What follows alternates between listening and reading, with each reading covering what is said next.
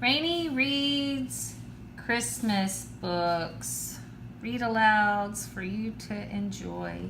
From Creative Child Press, The Elf Who Lived Next Door by Bill and Susan Karnofsky, illustrated by Yvette Vanek.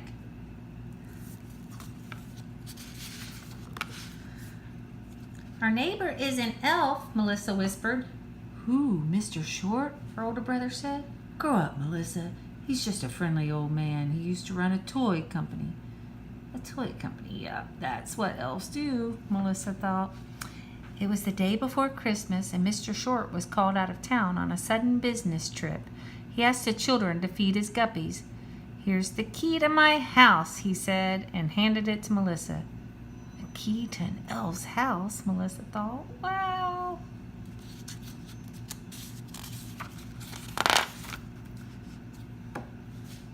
We're only here to feed the guppies, her brother reminded her. But as they climbed the porch steps to Mr. Short's house, Melissa couldn't wait to see inside.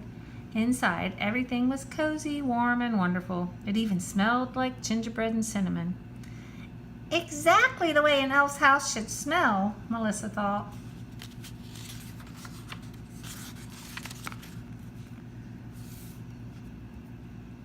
Then Melissa spotted the framed photo of Santa Claus on the mantelpiece. Santa was outside next to his sleigh with snow falling all around him. You could almost feel the cold air. The photo was signed, "To Shorty, Love Santa."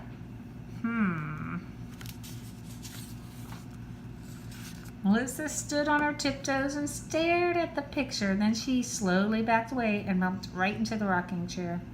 That's when she noticed the red velvet slippers with pointy toes that curled up at the ends and two little silver bells on each tip. They look like Santa elf slippers, Melissa said out loud. On the word Santa, the slipper bells tinkled, the tiniest, sweetest jingle bells. Joe, come see the elf shoes, Melissa shouted. Joe looked at the shoes and he watched while Melissa said Santa and the slippers tinkled jingle bells. They're magic, right? Melissa said. Joe shook his head. Nah, they're just another voice-activated music box gizmo, he said.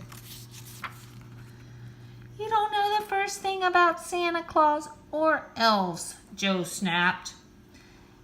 In fact, if you want to know the truth, there are no such things as elves. Elves are pretend for little babies like you to believe in.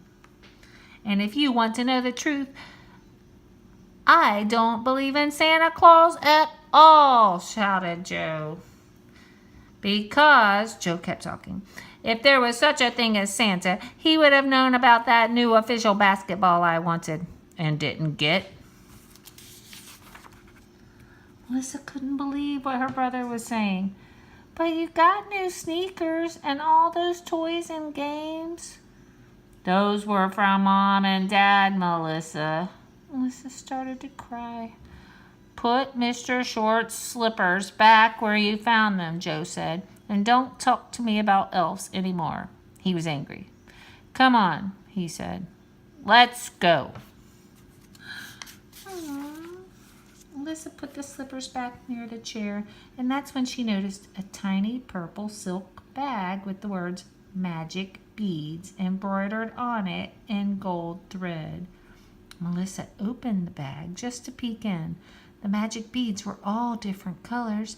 She grabbed a handful of beads and suddenly heard a sudden whoosh. What was happening? Was she rising up in the air? Yes, Melissa was floating an inch above the floor. Joe, she screamed. By the time Joe ran back into the room, the beads had disappeared. Melissa just stood there holding the little purple bag with no proof that Mr. Short was an elf. Suddenly, both children heard a loud thud on the roof. They ran to the window and tried to open it, but it was shut tight. Then there was a scraping sound, like the sound of a sleigh, and a stomping sound like so many hooves, reindeer hooves, and sleigh bells. Melissa heard the sound of jolly laughter, a ho, ho, ho, that rolled out happily from someone's big belly. Melissa looked at Joe. It wasn't her imagination. He heard it too. Both children stared at each other as they listened to the muffled words coming from the roof. A deep voice laughed and said, "Thank you, Shorty. See you next year." The children still had their faces pressed to the window, with their backs to the fireplace, so they didn't see Mr. Short come in. Melissa was sure he'd come down the chimney while they weren't looking. Joe thought that Mr. Short came through the front door, even though there weren't any footsteps in the suddenly falling snow. "Hello, Joe." "Hello, Melissa."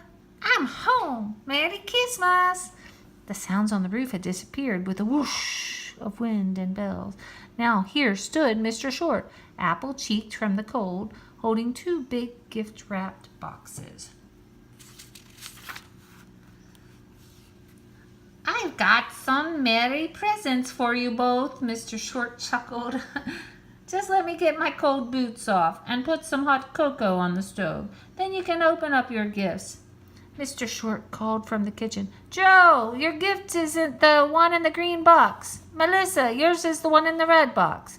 And a few seconds flat, Mr. Short was back with a tray of steaming hot cocoa. "Well, go ahead. Open your presents." Melissa wanted to open her gift carefully.